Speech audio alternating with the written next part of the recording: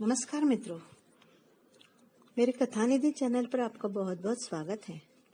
आज हम आपको सुनाने वाले हैं शिवानी की लिखी हुई एक कहानी जिसका शीर्षक है दो स्मृति चिन्ह।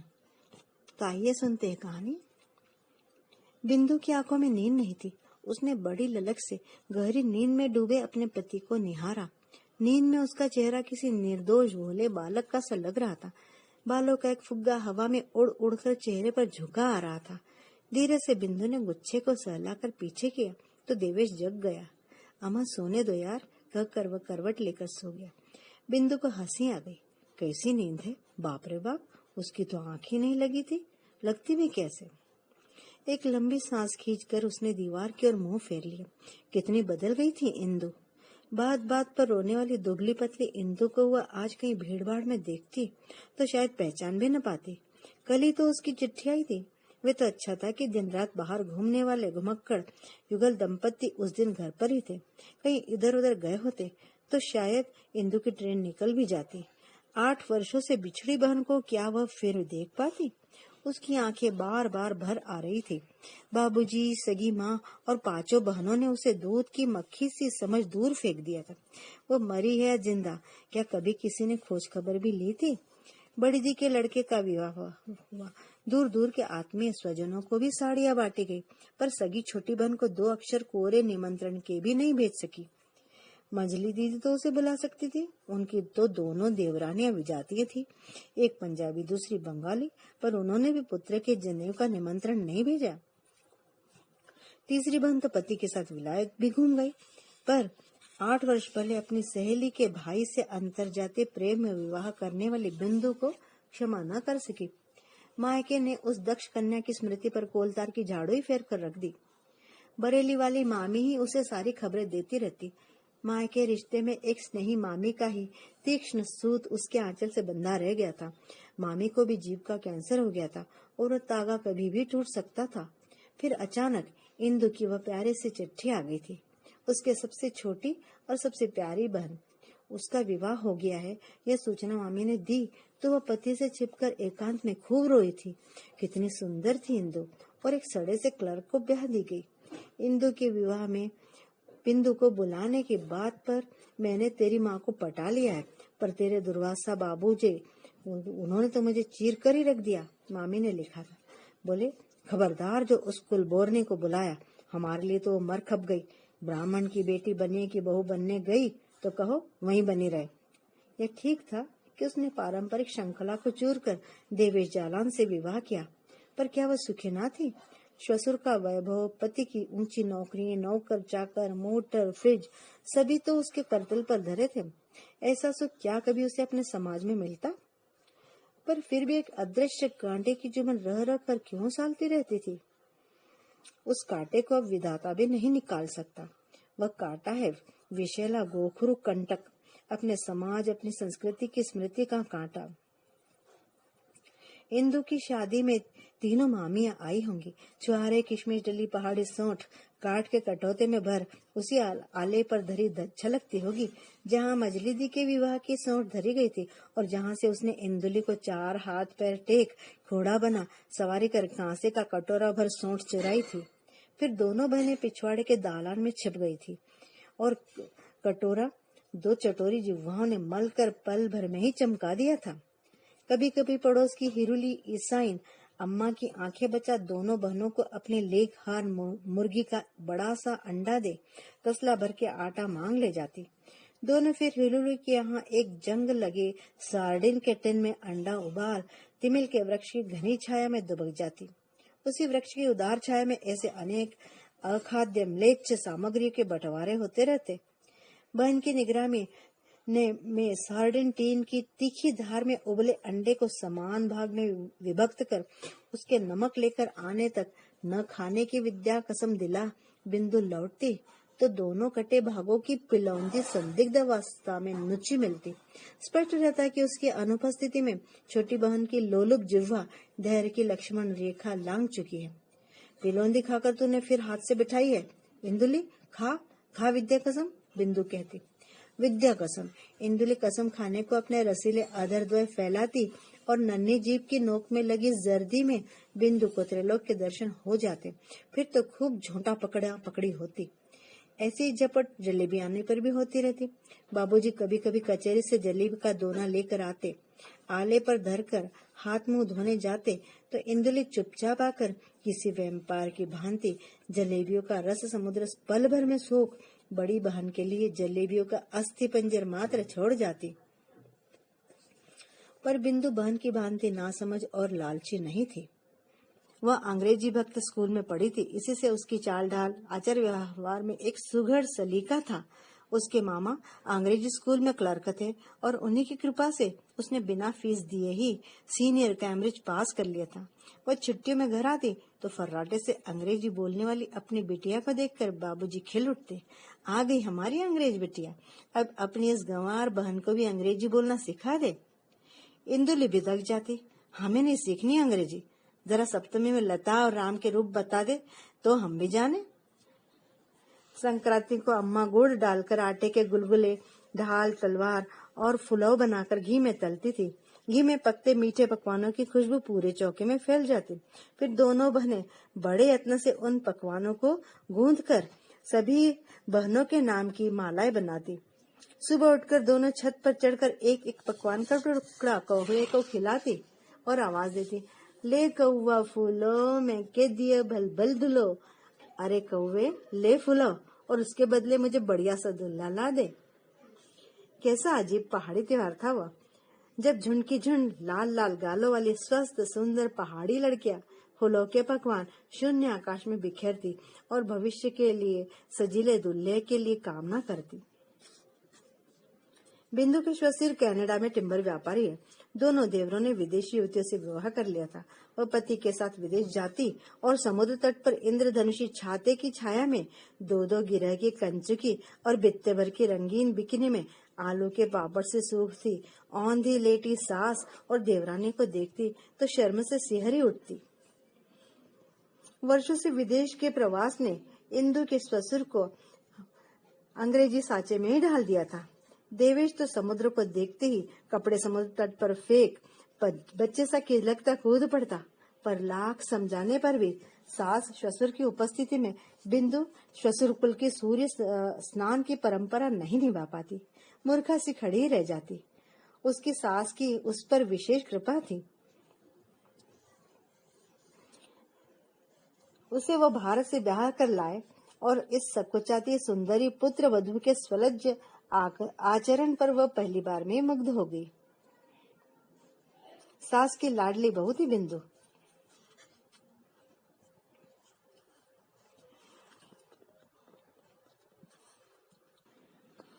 आज इंदु आ रही है।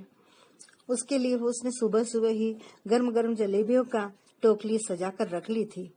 आज अम्मियाँ मिलती तो वह टोकरी भरकर ले आती। लेकिन कोई बात नहीं, साथ में इंदुली का नन्हा पुत्र भी आ रहा है। उसके लिए कई मिल्क बार चॉकलेट रखना भी नहीं भूली थी बिंदु। पति को लेकर वह स्टेशन पहुंची तो गाड़ी आ चुकी थी। वह जानती थी कि एक क्लर्क को ब्याही गई उसकी बहन उसे किस डिब्बे में मिलेगी। हाथ में भारी टोकरी लटकाए वह इधर उधर देखती जा रही थी। कभी बक्सों का अंबार बनाए किसी खुली से टकरा जाती तो झुंझला उठती। तभी उसने सुना, ओ नांदीरी, यहाँ हूँ मैं। एक खिड़की से कोने तक रेशमी लाल भरी चूड़ियों गोरी कलाई ने सिग्नल सा चमकाया। ठीक वैसी उत्तेजित पुकार जैसी उसे छत से मुर्दा या बारात देख जाने पर खींच लेती थी। नांदीरी, यहाँ हूँ मैं। उसकी आंखें भर आई। खिड़की से वही प्यारा चेहरा निकल आया था। कितनी प्यारी हो गई थी छोकरी, लाल गाल और खड़क सी धार से तीखी नाक। एकदम शहानी लग रही है तू तो इंदुली, बड़ी दी का लटका आ गया है तुझमें। डिब्बे के यात्री आंखें फाड़े दोनों बहनों का मिलन देख रहे थे। एक थी दुबली पतली सलीके से पहनी गई साड़ी, विदेश का सिला कोट, हाथ में चौकोर बटुआ, कानों में हीरो के कर्णफूल, सिने जगत के जगमगाती तारिका सी द्युतिमान। और दूसरी गोल मटोल गोरी लतर पतर इधर उधर से खुली जा रही साड़ी, कमर से टिकाया गया गदबदा शीशो, चाल ढाल बोलचाल सब में नगद पहाड़ी लटका। ये मेरे नांदी है। एक सलज्ज मुस्कान से इंदुली ने बिंदु का परिचय करा, अपने गोल मटोल पति को आगे ढकेला। अपनी 1 वर्ष की सर्वथा नई तोंद पर नीचे ढलकती पैंट को खींचकर उसने हाथ जोड़ दिया। पत्नी को 3rd क्लास के डिब्बे के पास खड़े देख आश्चर्य से देवेश भी न जाने कब आकर खड़ा हो गया था। और ये तेरे जीजाजी है, बिंदु ने हंसकर बड़े स्वाभाविक ढंग से पति का परिचय कराया।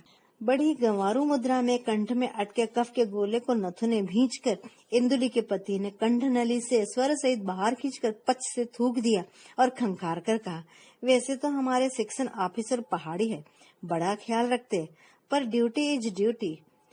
भगिनी पति के दंतस्थ स की मार से बिंदु झल्ला उठी। क्या देखा होगा बाबूजी ने इस भस्म में। 8 वर्षों बाद मिली दोनों बहनें बतियाने लगी। क्या बड़े जीजाजी को सचमुच लकवा मार गया? हाँ, बेचारे पहिया लगी कुर्सी पर बैठे दिन रात गों गों करते रहते हैं। सच? हाँ नांदी, इंदुली ने आंखें पोंछ ली। अम्मा और जीजाजी की याद में दोनों बहनों की आंखें एक साथ भर आई। कितने उदार थे बड़े जीजाजी, उन्हें याद आती रही, और कैसे हमेशा सरल सरभा से हंसते ही रहते थे। हंसी की फुहारों से जब वो घर में रहते तो घर भर जाता था। बिंदु से कहते थे दिल की प्यारी, और इंदु थी उनकी लाल बेगम। सहसा ही दोनों ने देखा कि इंदुले का नन्हा पुत्र मौसी की लाई चॉकलेट को हाथ से मसलकर पूरे चेहरे पर पोत रहा था। दोनों हंस पड़े। देखो नांदी, इस बंदर को। न जाने क्या सोचकर नन्हे बंदर ने एकदम अपरिचित सुदर्शन नए मौसा की ओर हाथ फैला दिए। आ कह बिंदु ने उसे गोद में उठा लिया, पर वह बार बार देवेश की गोद में जाने को मचल रहा था। मत देना नांदी, उनके कपड़े सान देगा, इंदु ने कहा। पर तब तक 2 नन्ही हथेलियों के 10 अंगुलियों के मोहर का ठप्पा देवेश के विदेशी कोट पर लग चुका था। लाओ इधर दीदी, इंदु ने खिसियाकर अपने 10वें पुत्र को खिड़की से भीतर खींच लिया। माँ की गोद में आती वह उद्यमी बछड़े की भांति साड़ी खींच खींच कर ऐसी निर्लज्ज याचना करने लगा कि तरुणी माँ सकुचा गई। रुक जा भागे, अभी पिलाती हूँ। वह आंचल खींचकर शैतान बच्चे को इधर ढापटी तो वह दोनों पैरों की साइकिल चलाकर उधर का आवरण गिरा देता। अनाड़ी माँ को बार बार परेशान करता वह आनंद से अमृत के घूंट घुटक रहा था। ए इडियट, सब दिख रहा है, ठीक से ढांक, बिंदु ने छोटी बहन को फुसफुसा कर डपटा। इंदु के पति ने सुन लिया, हंसकर बोला, क्यों रे नॉटी बॉय, मम्मी को क्यों परेशान कर रहा है, बदमाश। भगिनी पति की ओछी हरकतों से बिंदु का खून खोल रहा था। जब से गाड़ी रुकी वह निरंतर अपने नथुनों की दुनाली से न जाने कैसा बारूद निकाल गोलियां बनता हवा में छटका रहा था।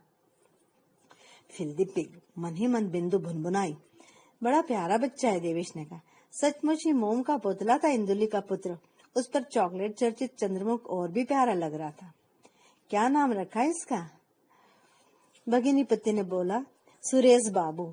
बड़े शैतान है, सुरेश चंद्र जोशी, बहुत बदमाश है, बहुत। क्या देख रही है तू इंदुली? बिंदु ने हंसकर पूछा। उसकी बहन उसे एकटक निहार रही थी। तुम्हारा कोट नांदी गजब का है, कहाँ से सिलवाया? इन्होंने मुझे भी सिलवा दिया एक, पर नैनीताल के दर्जी तो सीजन में कपड़े का सत्यानाश करके रख देते हैं, बिगाड़ कर धर दिया। अरे तुझे पसंद है? यह तो मैं पिछली बार अमेरिका से लाई थी, ले तू रख ले, मैं तो इसी जून में फिर अमेरिका जा रही हूँ और बनवा लूंगी। बिंदु ने सचमुच कोट खोल दिया। नहीं नहीं दीदी, इंदुली सकुचाकर कोट लौटाने लगी। ले लो ना, इतने प्यार से दे रही है। इंदुली के बोधे पति ने हंसकर फिर बाएं नथुने के पूरी अंगुली घुसेड़ दी। After all she is your sister. उसने फिर एक स की कटार मारी और कोट थाम लिया। गाड़ी ने सीटी दे दी थी। कोट के सिल्क लाइनिंग में डूबी इंदुली खिड़की के साथ साथ चल रही बहन और गतिमान ट्रेन को भी भूल गई। ब्लाउज से झांकती इंदुली की मैल से पीली सस्ते ब्रेसियर की डोर को उसने देख लिया था। उसकी एक एक ब्रेसियर $6 की थी।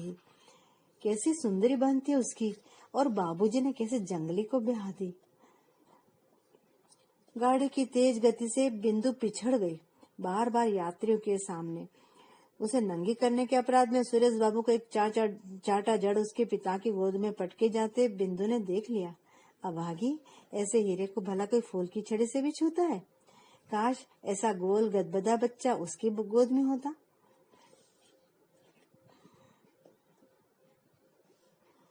तुम्हारे भगिनी पति तो एकदम जंगली है यार। Per your sister is quite a mouthful, Devesh ने अपने आनंदी लटके में कहा। छी, न जाने क्या बकते हैं आप तो।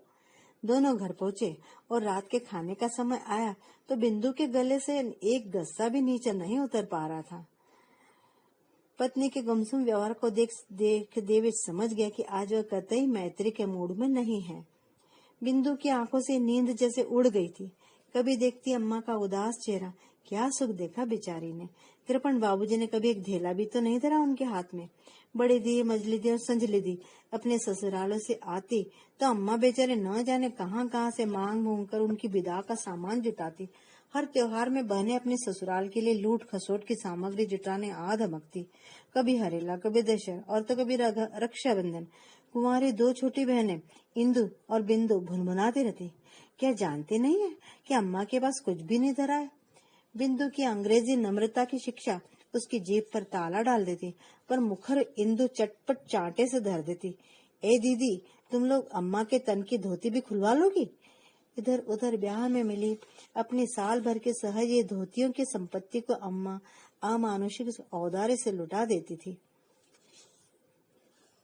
एक एक घटना बिंदु की को घुटनियों खिला रही थी। जैसे बचपन में खूब गोल गोल घूम धप्प से बैठने पर दिमाग भन्ना लगता था, ठीक वैसे ही माथा घूम रहा था। ट्यूमर हो गया है अम्मा को, इंदुली कह रही थी। कभी कभी तो रक्त कुंड में पड़ी रहती हैं।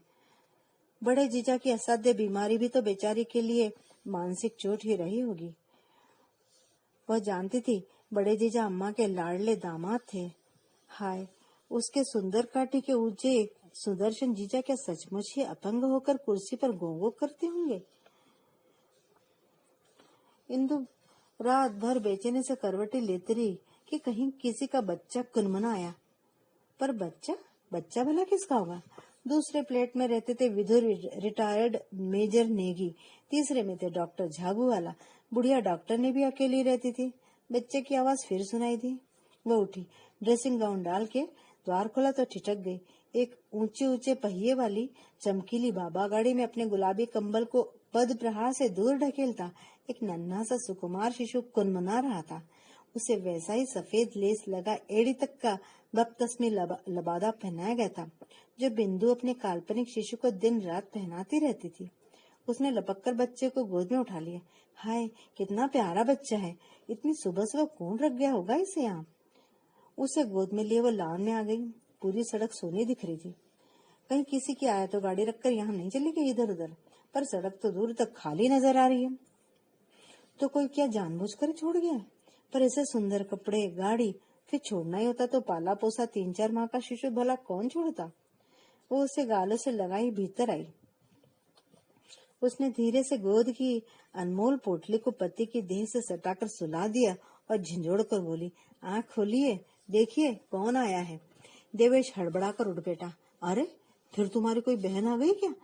और ये हजरत कौन है? बिंदु बड़े चुलबुलेपन से पहले अपने पति के पास में लेटे नन्हे आकर्षक नवागंधु को चूमे, फिर पति के कंधे पर सिर रख कर बोली, ईश्वर ने मेरी गोद भर दी। बड़ा होगा तो तुझे दून के स्कूल में पढ़ने भेजूंगी। दून? हाँ बेटे, दून क्या मून भेजो ससुरे को। पर छोड़ कौन गया इसे? चलो थाने को फोन कर दे। कहता हुआ देवेश उठा। अजीब मूर्ख है आप। कोई चोरी की है बेचारी नन्ही जान ने जो आप उसकी रपट लिखाएंगे? क्या पागलपन कर रही हो? ना जाने किसका बच्चा है। किसी का क्यों ना, अब हमारा है, 100% हमारा। मुझे तो यह कोई एंग्लो इंडियन बच्चा लग रहा है। क्या मैं अंदर आ सकती हूँ? प्रश्न के साथ एक अत्यंत प्रभावशाली व्यक्तित्व की लंबी गोरी पारसी महिला ने तीव्रता से कमरे में प्रवेश किया कि नाइट सूट का पजामा पहने अर्धनग्न देवेश ड्रेसिंग गाउन भी नहीं डाल पाया। बिंदु भी हकबका से गई। इस दुष्ट ने आपको परेशान तो नहीं किया? क्षमा कीजिएगा, कहकर उसने सधे हाथों से बच्चे को गोद में उठा लिया। माँ का स्पर्श पाती बच्चा किलकने लगा। वो माँ की छाती से लगा टुकुर टुकुर लाल पर्दे को देख रहा था। मैं डॉक्टर झाबू वाला की बहन हूँ। कल ही हम बम्बई से आए। मेरे पति सो रहे थे, इसी से मैं इसे सुबह सुबह टहलाने निकली। आपके बंगले के पास पहुंची तो अचानक याद आया कि हीरे की अंगूठी कुशल खाने में छोड़ आई हूँ। ये बाबा गढ़ी में सो रहा था। आपका सुंदर एकांत बंगला देखा तो बाबा गढ़ी को यहाँ टिका दी और भागी अंगूठी लेने। वो तीसरा बंगला मेरा है। सोचा यह सोता रहेगा और चुपचाप गाड़ी खिसका ले जाऊंगी, पर आई एम सो सॉरी, इस डाकू ने आपकी नींद को डिस्टर्ब किया। क्यों रे सुरेश, अंकल आंटी को जगा दिया? ओह, तो यह भी सुरेश ही था। धन्यवाद बहन, क्षमा करना। और बच्चे को लेकर जाने लगी। अंगूठी तो मिल गई ना? देवेश ने ही पूछा। ओह थैंक्स, अंगूठी तो मिल गई। आंटी से कहो टाटा। टाटा कहो बाबा। और दूसरा बाबा भी आंटी को छोड़ गया। उन्हें पहुंचाकर बिंदु लौटी तो देवेश भुनभुना रहा था, मारो गोली तुम्हारे इन सुरेश बाबू को। एक हजरत चॉकलेट का ठप्पा लगाकर हमारा नया कोट चौपट कर गए, और दूसरे सुरेश बाबू, ये देखो, कहकर उसने अपना विदेशी कीमती रग उठाकर दिखाया। थोड़ी देर के लिए आया नन्हा पाहुना अपनी क्षणिक उपस्थिति का एक बड़ा सा गीला स्मृति चिन्ह छोड़ गया था, जो देवेश के रग में दक्षिणी अफ्रीका के नक्शे के आकार में उभर आया था। अब हम इसे नहीं ओढ़ेंगे, देवेश ने भुनभुना कर रग दूर पटक दिया और करवट बदल कर सो गया। बिंदु ने बड़ी ममता से रग को उठा लिया। हैंगर पर 2 नन्ही हथेलियों का चॉकलेट का ठप्पा लगा दूसरा स्मृति चिन्ह झूल रहा था। बिंदु नहीं भुनभुना सकी। उसके तो जी में आ रहा था कि वह उन दोनों स्मृति चिन्हों को सुनहरे चौखट में मढ़कर अपने जीवन के रिक्त कक्ष में टांग दे और दिन रात निहारती रहे। तो मित्रों, यहाँ पर हमारी कहानी समाप्त होती है। आपको कहानी अवश्य पसंद आई होगी। अगर पसंद आई हो तो निश्चित ही एक लाइक करिए और कमेंट भी करिए। और अगर आपने अभी तक मेरे चैनल को सब्सक्राइब ना किया हो तो प्लीज सब्सक्राइब जरूर कर दीजिए। कहानी सुनने के लिए आपने जो समय दिया उसके लिए बहुत बहुत धन्यवाद।